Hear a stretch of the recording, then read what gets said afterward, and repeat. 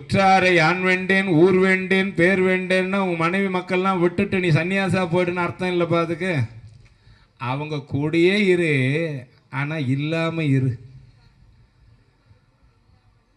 வாழணும் அவங்க கூட தான், ஆனால் வாழாத வாழணும். அது எப்படி? தாமரை இலை தண்ணியிலே தான் இருக்கும், ஆனால் பட்டும் படாமல் இருக்கும்.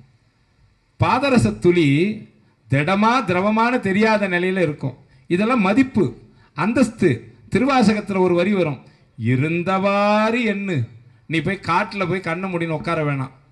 ஐம்புலன் செலவிடுத்து அறுவரை தொரும்போய் துற்றவை துறந்த வெற்றுயிர் ஆக்கை அருந்தவர் காட்சியில் திருந்த ஒளித்து ஒன்று உண்டு இல்லை என்ற அறிவில் ஒளித்து நான் பண்டே பயில்கின்றேன்.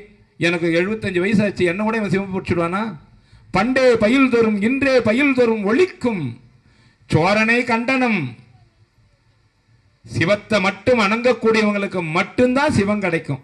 அந்த சிவத்தாண்டிய அன்பை மட்டும்தான் பொழியக்கூடியவங்களுக்கு தான் சிவம் கிடைக்கும். அந்த அன்பையும் பிரதிபலன் கருதாத வைக்கிறவங்களுக்கு மட்டும்தான் சிவம் கிடைக்கும். இந்த சிவத்தை கிடைக்கிறதுக்கும் பிடிக்கிறதுக்கும் நாம் அவங்கெல்லாம் விடணுன்ற ஆசை இல்லை, பிடிச்சும் பிடிக்காத நிலை.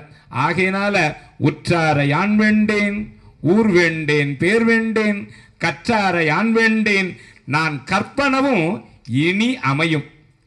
என்னடா ஒன்றுமே தெரியல, இவர் பெரிய சிவத்தை பிடிச்சிக்கிட்டாரா அப்படி உங்களை யாருன்னா கேட்டாங்கன்னா, எனக்கு தெரிஞ்சுக்க வேண்டிய விஷயம்லாம் தெரிஞ்சுக்கிச்சு. அப்படி என்னடா தெரிஞ்சுக்கிச்சு? அன்பாக இருந்தால் சிவத்தை பிடிச்சிடலாமா, இது எனக்கு தெரிஞ்சிருச்சு. இதுக்கு மதிப்பு மரியாதை உண்டு.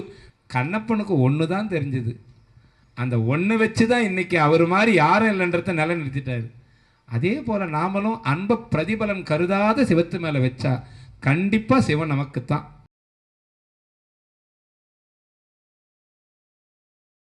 திருமுறைகளை வழிவகுக்கும் பொழுது அவர் என்ன பண்ணிட்டாருன்னா, பண்டைய பொருளெல்லாம் ஒன்றுத்தில் போட்டு திணிச்சார், பழமையானதெல்லாம் ஒன்றுத்தில் திணிச்சார்.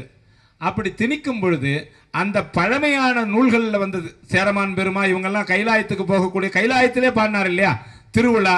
காரைக்கால் அம்மையாருடைய மூத்த திருப்பதிகம் சிறிது சிறிதாக இருந்தது, தொகுப்பு வகையாக இல்லாதது.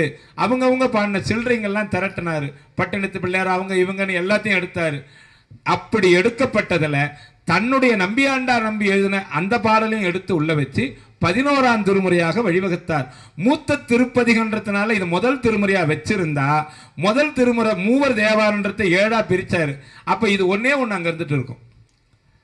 வழிவகுத்தவங்க அவர் கேட்டு வழிவகுக்கிறாரு. நம்பியாண்டார் நம்பி தானா செய்யல, அவருக்கு பொல்லா பிள்ளையார் சொல்ல இவர் அந்த காரியங்களை செய்கிறாரு. ஆகையினால அதெல்லாம் ரொம்ப சால பொருந்தக்கூடிய காரியம்.